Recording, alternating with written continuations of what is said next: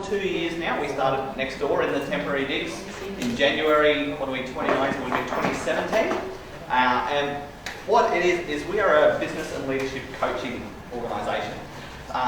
So business and leadership coaching, consulting, and something new that we're adding, and this is the Business in Bright Socks brand, which kind of relates to where we're coming from today, is business chaplaincy. And providing support. All of us in the room know that entrepreneurship and business can be quite a lonely journey, can be quite a difficult journey. There's a great quote that I'll actually get to a little bit later in the presentation that I'm going to throw in there now as well, is that in business, your best day and your worst day can be on the same day. That's just kind of what the roller coaster can be like. And so today is all about sharing a little bit of my own personal journey, and hopefully in a way that can relate to you. But we're talking on something, this idea of how to keep showing up when it's all falling down. It's going to look different to each of us in the room. So you're not going to see sort of whole slabs of big principles and stuff throughout the... Instead, in your little folder that you've got with you, there's a little bit of a handout, and on the second page of the handout, it's got sort of the 5 key points of the message. And if you find a way that relates to you personally, or there's just something in particular that speaks to you, that's just an opportunity where you can take a little, write down a quote or a point or something that relates that point to you. Because really, to get the most value out of this kind of presentation, it's going to be how do these principles matter to you and to your story. Because with 20 odd people in the room, we have got 20 or more different stories about how these kind of things have affected us. I should probably, before I go too far, get to where did the whole Bright Socks thing come from. And it's one of those things where it wasn't so much planned out as I just like to, when I get in the zone, I work with no shoes on. And one of the gifts I get, whether it's Father's Day, birthdays, Christmas, whatever, generally from my mother-in-law, are socks that are generally rather outrageous. So like the ones I've got at the moment with bright glasses on them, and yes, I have actually poked through these ones in all my walking around the hub with no shoes on. But it just come around that I was walking around a lot with no shoes on, which sort of got a bit of attention, which wasn't my intention, I promise. And a joke came out, actually, we've got Linda in the room, the joke came about, we have a great partnership here with Business in Bare Feet in the Smart Hub, and I would joke about how we've heard of Business in Bare Feet, but here in the Hub we do Business in Bright Socks. And it just evolved to a point where I actually went and said, you know what, has somebody got something tied up around this? So I went and registered the domain and set up the business, and I'll fill in the gaps later, I've got it now. So it wasn't this kind of pre-planned out thing so much as I just went, I'll get it, I'll tie it up, and I'll fill in the gaps and do something with it later. And it's now evolved into this. That's kind of the brand that our business chaplaincy is living out of. So the problem that we're here to address today is this idea, basically, that entrepreneurship and business ownership can be incredibly stressful. As a business owner, the different amounts of stress and different kinds of stress that we deal with are always present. It's something we carry all the time. Every decision that you make affects somebody, and there's just all these different kinds of stresses. How do we pay the bills? How do we do whatever? And so sometimes we feel like our mate Atlas here. Like as the owner, that if you've got staff, maybe they can come and sort of punch in, punch out, leave, whatever else. You feel like you're carrying the whole thing on your shoulders all the time. And particularly when it's not going the greatest is when this feeling can be at its biggest. Anybody else's desk sometimes look a little bit like this? I can't have my desk looking like that because I'm bang smack in the middle of the Smart Hub, and I'd probably get a tap on the shoulder saying, can you kind of deal with that, please? But sometimes I feel like that's what it looks like. If you come into my office next door at 212, sometimes that's what it looked like.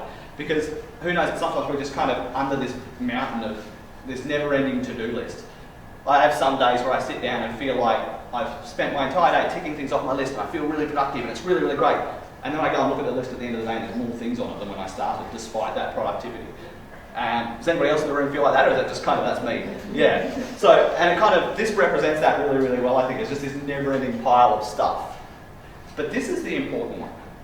How many other people are standing with this guy out on the lake there? That journey of entrepreneurship, that journey of leadership can always seem like a lonely one. There's that quote that's, I don't know who coined it, but it goes around about it being lonely at the top. A lot of us might not think of ourselves as being at the top, but when you're the business owner, you're the entrepreneur, it can be this lonely journey that nobody else really sort of understands what you're going through. You could be surrounded by people, and yet you feel like you're all alone.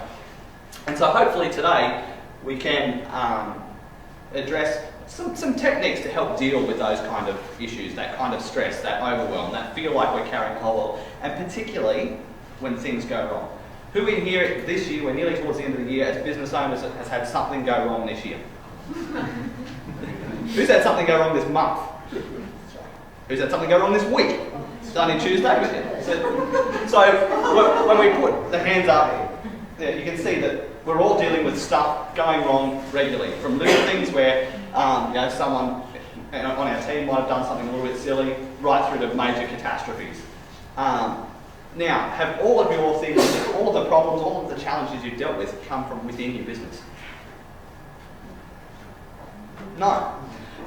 The biggest problem I'm going to share with you today, and I'm going to pre-warn you, it's a very personal story that I'm actually still working through. So if I stop and I take a big deep breath when we get to some stuff, you know why. It's either that or somebody else gets up, because that's how it goes. But the reality is that's come from outside of the business. But has it affected how I lead and how I run the business? Absolutely. And so how do we keep showing up day in and day out and doing what we've got to do when all of this other stuff is going on? So hopefully the promise out of today is that we can go out of here in a place that we understand that no matter what's going on, we can feel that we've got the strength to deal with it, that we've got the tactics to deal with it. And another saying I could put in there, that we can actually walk out with, yes, we've got strategies to deal with turning up and getting things done when it all goes wrong, but also that we can walk away going, you know what, it's okay to not be okay sometimes. I haven't put that slide in here, but if that's one thing we can take away, that we can all walk out and go, because we all feel like sometimes you've got to turn up, like, I know coming out of a background in being a pastor in a local church, that's one of the most pressurised positions where you like to feel like you have it all together all the time. And in business it can be much the same. You know, you feel like everything can be you feel like it's all falling down around you, but you can't let your staff know that. Because if they knew how you were feeling, they would panic, or all sorts of other things could go on. And so sometimes we feel this pressure, like we have to hold it all in or pretend it's not there. And so to just walk away and go, you know what, it's okay to not be okay sometimes. And hopefully we can come out of this with a way of, when we can't show it to somebody, we have got ways of dealing with it. And hopefully find some peace in the midst of whatever the situation might be. Okay, so before we flick to what the next slide is, I'm going to introduce the story that sort of underpins for me why I had to really sit down and make this a big deal. Again, I come out of that kind of pastoral, people caring background. It's probably what led me into coaching more than anything else. It's what led my coaching to be a lot more on a personal level than the business side of things, despite when I got started I thought it was going to be all business, technicality, and honestly administration work more than anything was what I thought I would be supporting people with. But so some of you will know the story that on the 5th of June this year, my 3-year-old Levi was diagnosed with type 1 diabetes. It kind of came out of nowhere. It did, but it didn't. So for a couple of weeks leading up to the diagnosis, we noticed that Levi was drinking all the time, was going to the toilet all the time, went from being a perfectly toilet-trained boy to wetting his bed every night. And it was because of how much he was drinking. And so Veronica, being a teacher and just being a little bit more in the know of these things than I am, had a bit of an idea that was potentially could have been a type 1 diabetes issue. But Tuesday the 5th of June, I come to work like normal. We couldn't get him into the doctors on Monday. Came to work like normal, did what I did, took him to the doctors that afternoon for the appointment we had booked, come out of hospital on the Saturday.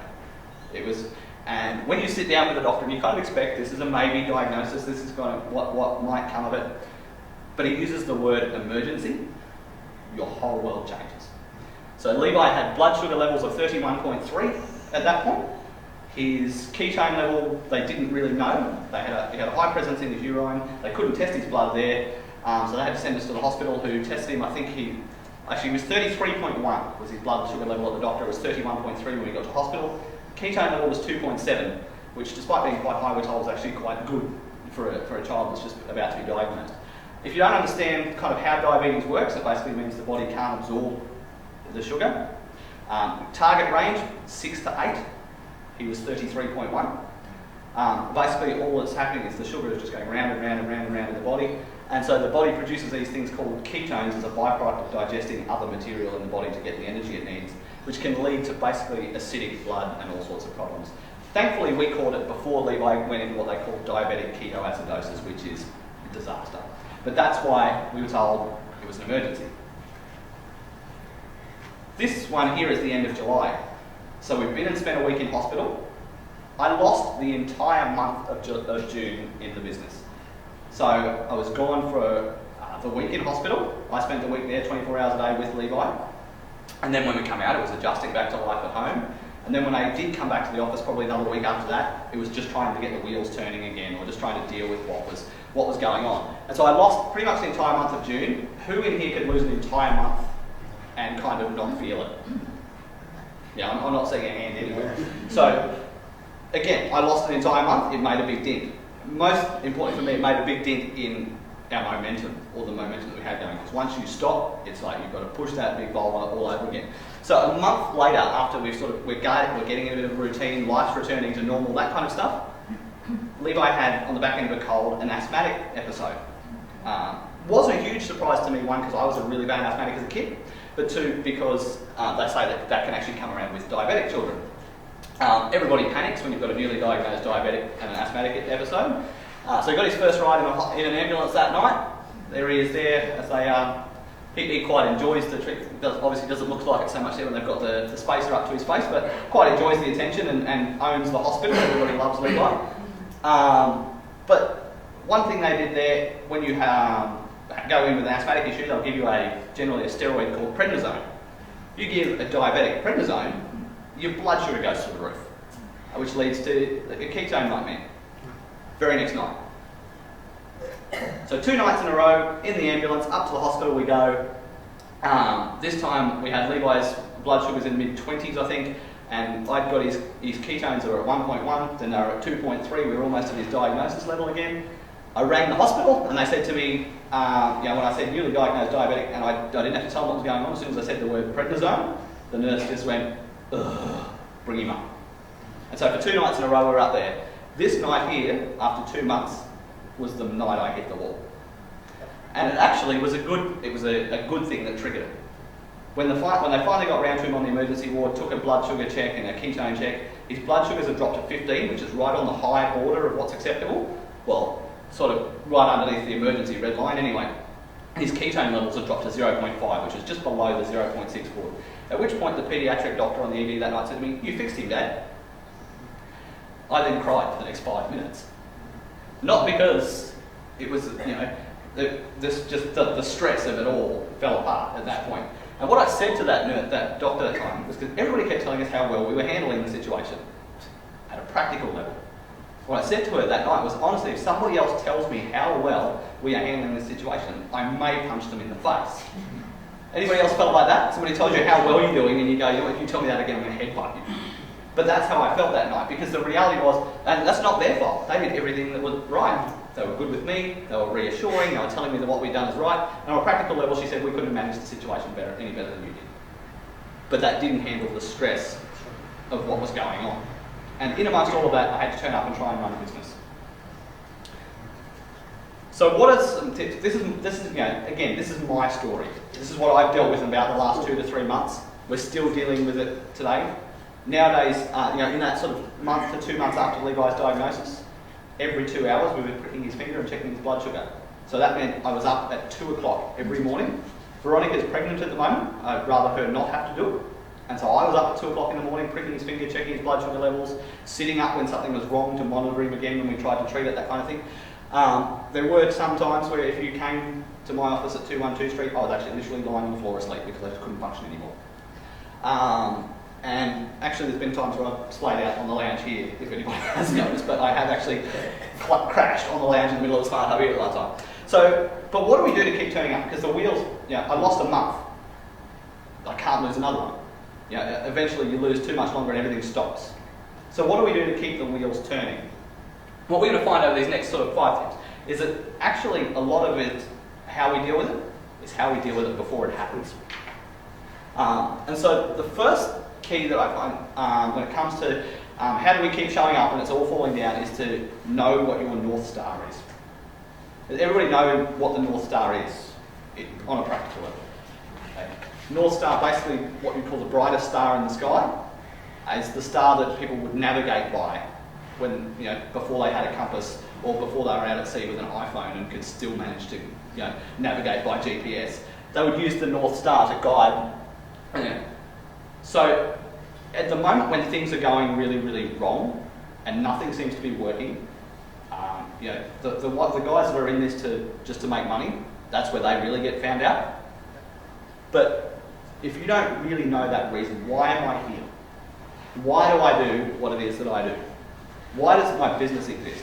When I first got started in coaching, that was one of my first go-to questions. I'd sit down for an initial session with people. This is, at the time, I was still trying to figure out what the heck I was doing as a business coach. I was always sit down and ask the question early on, why does your business exist? What astounded me was the amount of people that couldn't tell me. Apart from maybe trying to make money or whatever, but an actual guiding reason for why we exist, they couldn't tell me. If you ask me, I'll tell you that my business exists to empower people to change the world. I want to help leaders with passion in not-for-profits and charities, and honestly people like Neil and Steph at the back of the room here, to help them do what they want to do to change the world. And so that's kind of one thing that helps me when it's going nuts, to just remember exactly why I'm even trying to keep turning up. One thing you'll notice, you can see, so the name of the North Star is what they call Polaris. Well, that's the name of the current North Star. Apparently it changes. I didn't know that until doing a bit of research. As the world moves and turns, whatever else, the North Star changes. But the name is Polaris. And you can see over there how bright it is in the sky, and that's actually the Big Dipper there, the other constellation near it. But if you have a look over here, you'll notice that Polaris A and Polaris B. The North Star is not actually one star. When you look at them up in the sky, they look like one star because they're so far away, but in reality, they're actually a group or a couple of different stars. And so the reality is what drives us, that North Star that we have in our life, could be a combination of things. The reason why the business exists. The reason why we need to turn up each day and actually make sure we pull this thing off.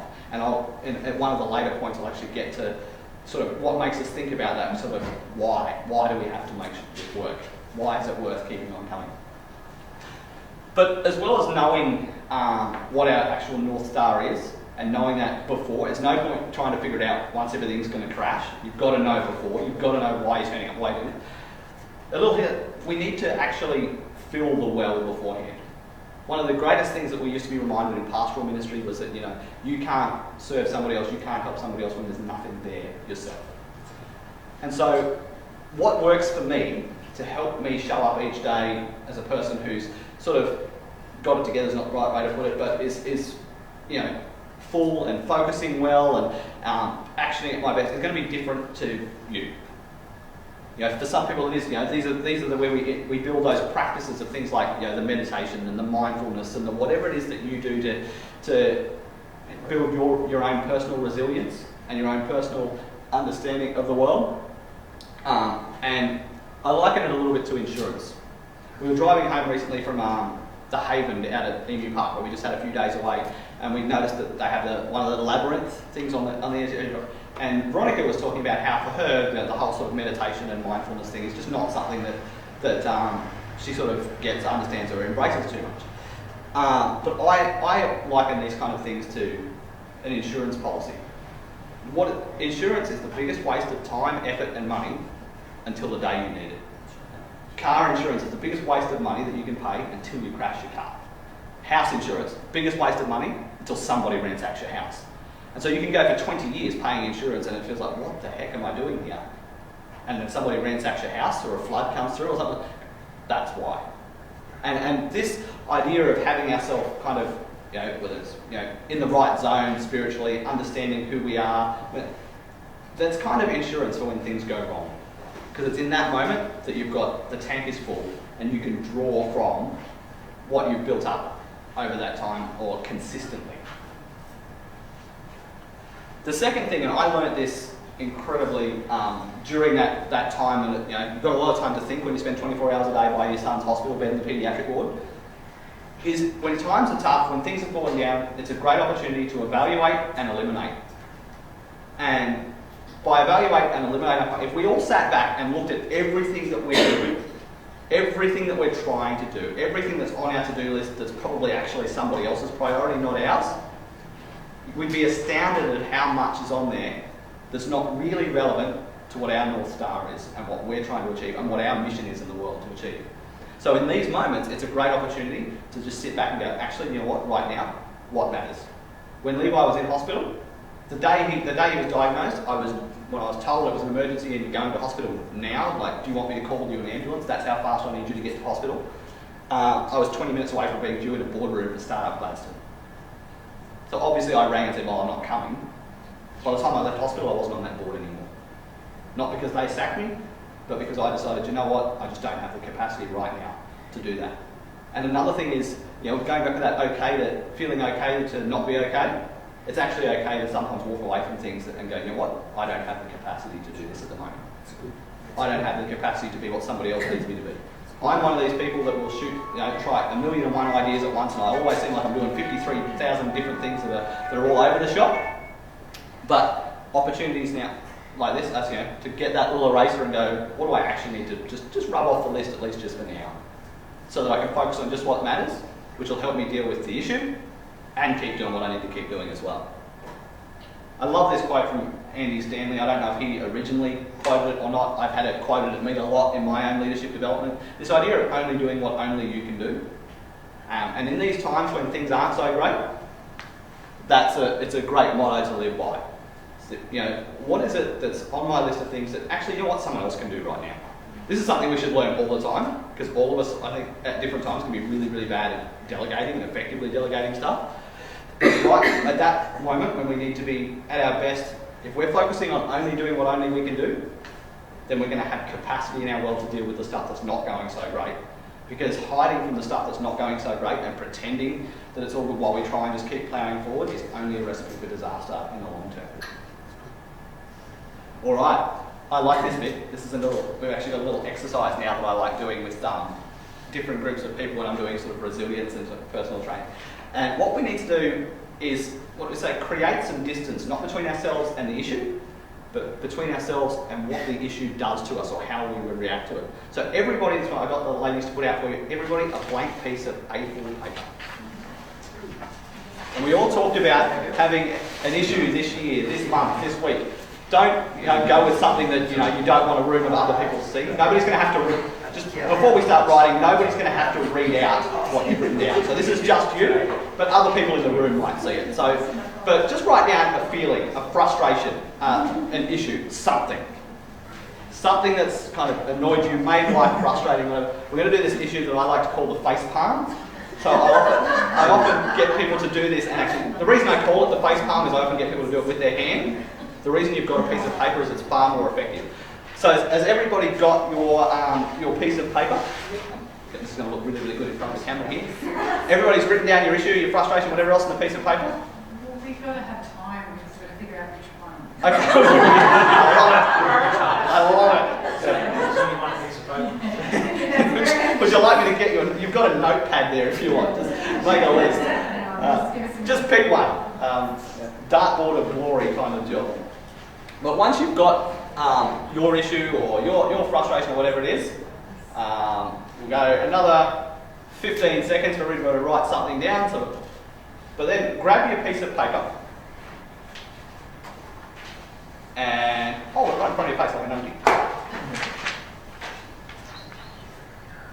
Yep, hold it right up in front of your face. Now tell me, how much can you see around that piece of paper? How much can you see? No, absolutely nothing. And yet often that's kind of when something's going on in the world, in our life, that's how we walk around.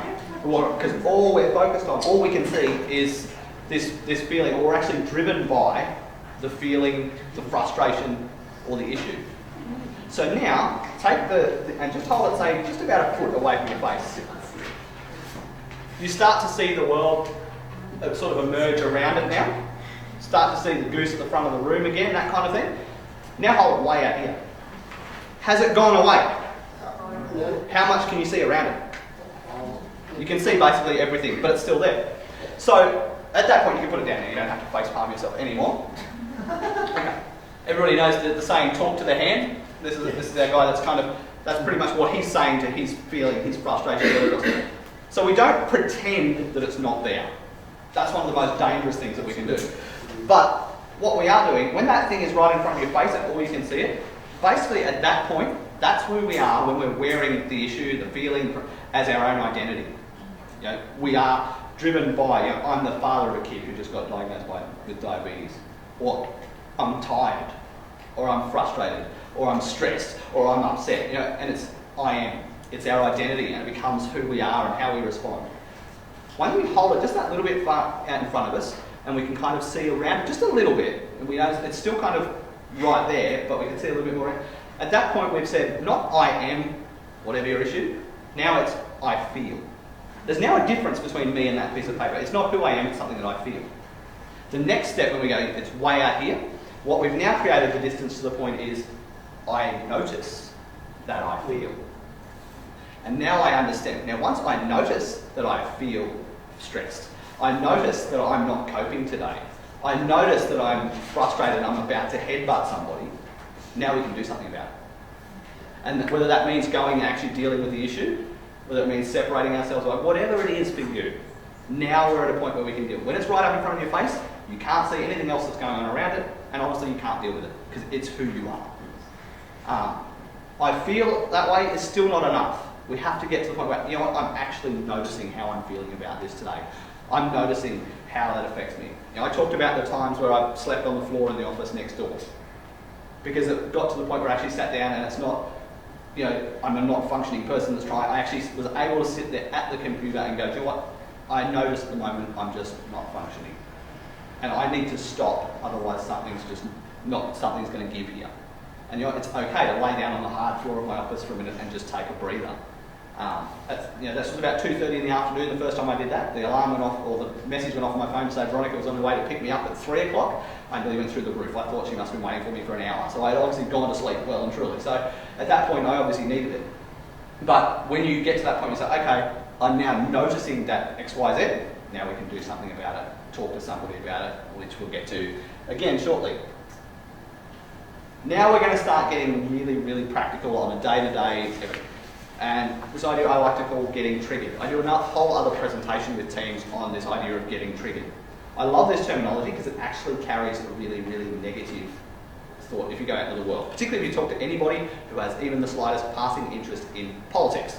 This idea of getting triggered is, you know, it's used as a bit of a laugh, but it's also a sort of pejorative sort of term. So I love to say things that are slightly negative and turn them on their head and make them positive. So we're not going to get triggered like this guy. Okay? If you're not familiar with the term in kind of popular language in the political circles, the trolls on the internet, getting triggered is basically the point where, you know, somebody offends you to the point where you carry on like a moron. Yeah, you blow up, you explode. Now, when we're not in the best place, who knows that you can get triggered and something can go wrong, particularly if we're wearing that issue with our identity, with that piece of paper right up in front of our face. All right, what have our post-it notes got to do with this idea of getting triggered? What I'm talking about when it comes to getting triggered is actually setting up triggers in your world that remind you to either act in a certain way, but more to the point, to check in on yourself. I'll show you in the next section one that I use quite regularly. Actually, there's a couple more that I use quite regularly. But it's particularly about, so think about the amount of different interactions you have in a day, and what's really important is physical triggers. So one of the greatest ones I use is walking through a door. So again, sorry to call on Neil and Steffi, but yesterday I went into a meeting with those guys. That meeting was in the boardroom here at the Smart Hub. I don't know whether you noticed it, but as I walk through the doorway into that boardroom, I take a deep breath and I actually check in with myself about, am I in the right space for what I'm about to deal with? And if not, what am I going to do about it in the next 30 seconds? It's just an opportunity. Walking through the doorway is an opportunity to go, am I turning up in this situation as the best version of me that I can? And in a moment where things aren't going so great, if I can't do that and go, am I turning up the best I can? Maybe I need to not be there. Maybe I need to go and deal with something else. Because if I can't show up, if I can't be the best I can, I could just destroy something else. So, again, how this works for me and how this works for you are going to be very different. There's actually, I'll flash up on the screen very shortly, a scripture verse, and that's not to try and throw Bible quotes at you, it's because that's been a great trigger for me. And this scripture verse is still today the wallpaper on my phone. It was on my computer for a long time. And it wasn't used as a trigger to sit down and remember something deeply spiritual, but just to remind me to think about how I was feeling, how I was travelling. And honestly, and the reason it's in the next slide, is have I actually checked in with somebody else recently? So we'll get there. So number 5, again, I'm not going to delve too deeply on the physical triggers thing because it will change for everybody else. It will change for everybody in the room. Number 5, I love this term, everybody, if you get on the social media, everybody's got their squad goals. So I like this idea of assembling your squad. Remember we said that entrepreneurship and leadership can be really, really lonely? It will only be lonely if you let it. Because the reality is, we've all got people that we can turn to that are in the same situations or have been through something similar. If we choose to have, we will only be lonely if we allow ourselves to be lonely. So this is that scripture I talked about. How this came to be the kind of go-to at that point was the day after we were in hospital. So we spent a full day in hospital. Veronica had been doing her daily Bible reading that day, and she actually read this particular verse. And obviously, for us, that was it was pretty meaningful right in that very moment when you're just going, holy crap, how are we going to deal with this? And so this was just this reminder that, you know what? You're not on your own. And so still to today, this sits on my phone to remind me, not so much, it's not deeply theological or scriptural or faith-driven. Yes, of course, that's a huge part of who I am, but it's just a reminder of, you know what? You're not on your own. Because I'm somebody who does things a lot on my own and forgets that it's okay to go and talk to people sometimes. And we've got in the hub, there's lots of people that you can come and talk to. And I'm looking at some of them in the room now. We've had some of my sessions with Elise that have resulted in tears, or we just sit and talk about what's going on. But sometimes you need to be reminded, you're not actually on your own. That's good. And that's the reminder here is, at the end of the day, if you don't know who to talk to, there's somebody here. Hey, you don't know anybody else, you think, I'll come and have a cup of coffee with you. But the reality is there is always somebody around, there's always somebody, and walking through that door on that right-hand side then is one of my other physical triggers. Am I ready to go for today? But that's there because that's a reminder of, there's actually people in this very room. What's in the right-hand door? What's that? That's the door coming in over there, on that left-hand, where we come in. It's the same. Yeah, the entry to this, it's where we come in and out most of the time during the day, yeah. Okay, this mug gets a bit of a laugh around the mug. Adelaide seems to think I bought it for myself, just to kind of... but Veronica actually bought that for me Father's Day when she was pregnant with Levi, so before we actually had Levi in the world, and that was kind of the Father's Day one. But I don't carry that around and go, oh, look at me, look what my wife got for me. That there is a reminder, when I sit back, it is another one of those physical triggers. Because when I sit back at my desk and things aren't going so well, or maybe I'm just slacking off, which I'm pretty good at doing, I look at that, and that reminds me why I need to turn up every day. That reminds me why I need to actually make stuff happen, because there's a family at home that counts on me to make it work. And even when it doesn't, when things aren't so great, they're still there and they still need me to turn up. So that's why I keep that at work. I've got 1,000,001 coffee mugs I could have brought to work. I brought that one for a very specific purpose. Just the same reason as I pinned those up on my wall. That's right. So if you're not familiar with sort of where I sit here in the Smart Hub, that on the left-hand side there, that's basically my little productivity page I use every day, my to-do list and all that kind of fun stuff. They sit right above the level of my laptop computer. So I literally cannot look at my second screen without seeing them. Again, I didn't just pin them on the wall there because there's some vacant real estate. I pin them on the wall because when I look at them, it reminds me, how are you going today? How are you turning up today? If something's going on, have you dealt with it today? And so these are just that example. And I know I've thrown them in with the kind of, there's always somebody there, but often it's that question of how are you showing up today that reminds me that, maybe I need to talk to somebody. Maybe I need to tell them it's not so great. Even Homer Simpson uses this technique. If you're not familiar with this story from The Simpsons, this goes back to when Homer was telling the kids of the story of when Maggie was born. And Homer quit his job at the nuclear power plant to do his dream job as a pin monkey at the bowling alley. Everybody's got their dreams, I suppose. And then Marge was pregnant with Maggie and he had to go back to work. And he had to go back grovelling to Mr. Burns. Has anybody seen it? Yeah.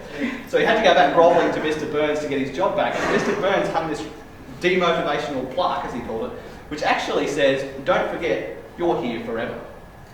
And he was telling the kids the story about why there was no photos of Maggie. And the reason is, he's used them to turn it into do it forever. So even Homer uses this technique. That's good, man. That's it.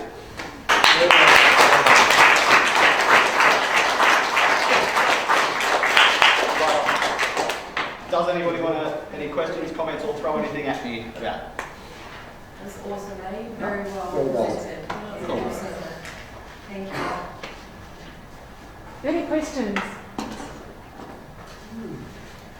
Can you tell us more about triggers? They're really interesting. So you have physical ones, you have the door ones. Yes.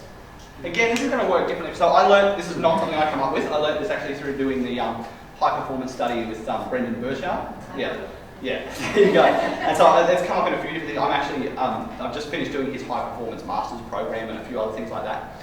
And so it's another one. I think I was going to throw in an image there about standing in line, which is one of his major ones, I think. So when you're waiting in line somewhere, it's this opportunity to just sit back and just check in with yourself about, okay, how am I doing right now? And most importantly, it's, again, go back to knowing what your North Star is, right? So what your mission is, what your necessity is, why you're going to do this, and the kind of person you want to be, all forms part of that sort of, that multi-starred constellation. And so these physical triggers are an opportunity to actually just check in with yourself and go, how am I doing with that today? Because a lot of our, we obviously have external issues that sort of drive how we react and what's going on and how we're feeling it. But a lot of the problems that people have with sort of motivation and that specifically is we want to be this person over here, but we're living like this one over here.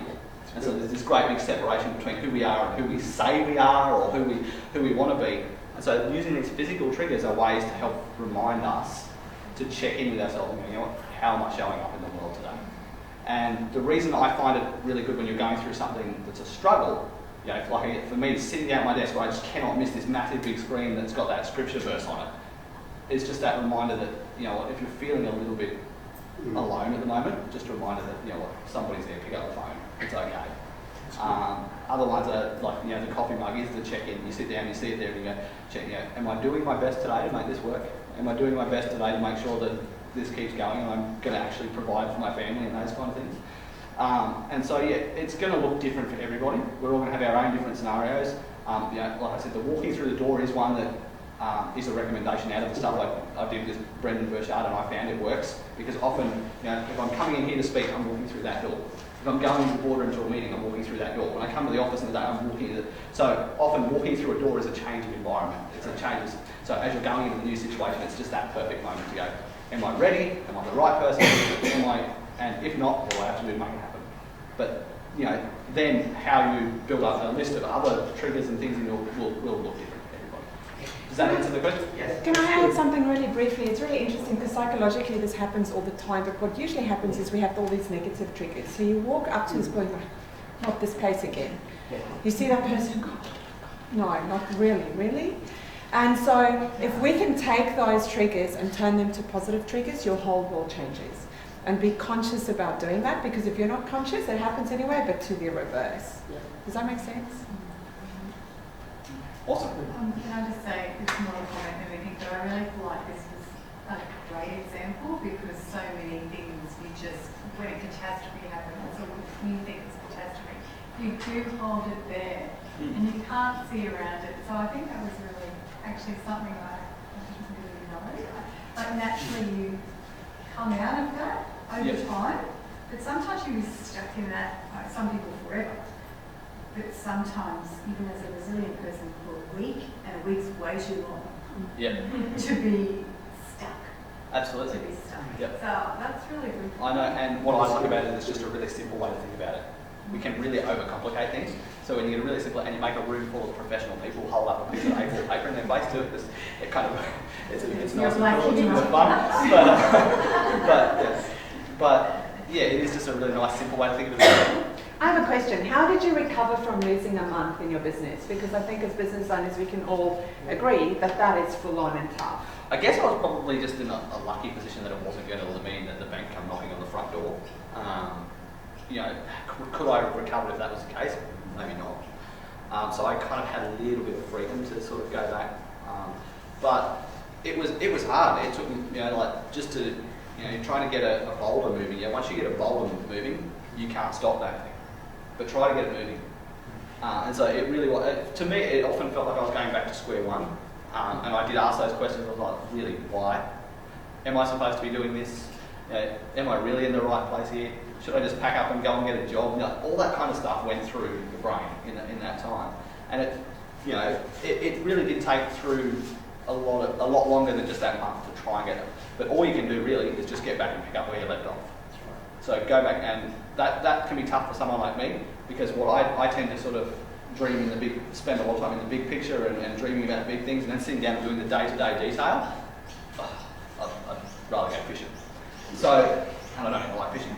But, it's a bad turn of phrase when you don't actually like what you're talking about. But the reality is to do that thing day in and day out, to sort of, I can sit down and plan and map and strategize and set the systems up. Then when I've got to sit down and implement day after day after day, yeah, I'll just drift. So you've got to sort of come and focus and go, all right, I've just got to, this is how it works. I've got to sort of snap back into that mode and start doing that again. And the sooner you can just get started again, the sooner you'll get the plane back in the air. It's probably the best answer I can give to that one. That's good. Very good. Any other questions? No. Awesome.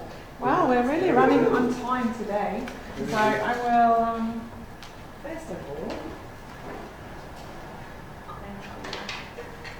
see, I didn't overpromise and you didn't underdeliver. You were phenomenal. Thank you so much. I think we can all agree that what you shared is really good. Now I need to tell you about 2 events that's coming up. Let me just get the paper that Courtney gave me, which I've now lost. Oh, here we go. So, first of all, our next Lunch and Learn is on the 29th of November. So date claimer, 29th of November will be our last Lunch and Learn for the year. We won't have one in December, and the Investment Collective will be here, and the topic is to be advised, so we'll let you know, but claim that date, 29th of November. But before that date, the most exciting news is that we have our next Startup Weekend on the 9th and 10th of November. So yay, I know. So Startup Weekends, for those of you who don't know, is essentially a 54-hour experience where you pitch a business idea on the Friday night. Wendy's breathing deeply. She came into the hub by doing a Startup Weekend. You pitch a business idea on the Friday night and you work with a team of people over the weekend until on the Sunday you have the makings of a business, and you pitch what you've done over the weekend to a group of judges, and we have great prizes, including Smart Hub membership. And so please come along to our Startup Weekend. Registrations are open now. We have an early bird special which ends on the 29th of October. 26th of October. It's 2 for 1 deal, $40 for the whole weekend. That includes 2 people to come along. All food and everything else is included. It's an exceptionally good deal. You don't have to come with a business idea, right? No, that's right. You don't actually, thanks Nat, very good point. You don't have to have a business idea. You can just come along, you just have to have an interest in building business, essentially. And the skills and the people you'll meet is phenomenal. The skills that you'll acquire and the people you'll meet, phenomenal. But also there are great mentors in the room on the day, on the Saturday and the Sunday, and they'll come in and they'll help you. And so it's essentially about extending your network and improving your business skills. Any other questions? Did I explain that well? Cool. So the 9th and 10th of November. So who's coming to our Startup Weekend? Oh! Come on.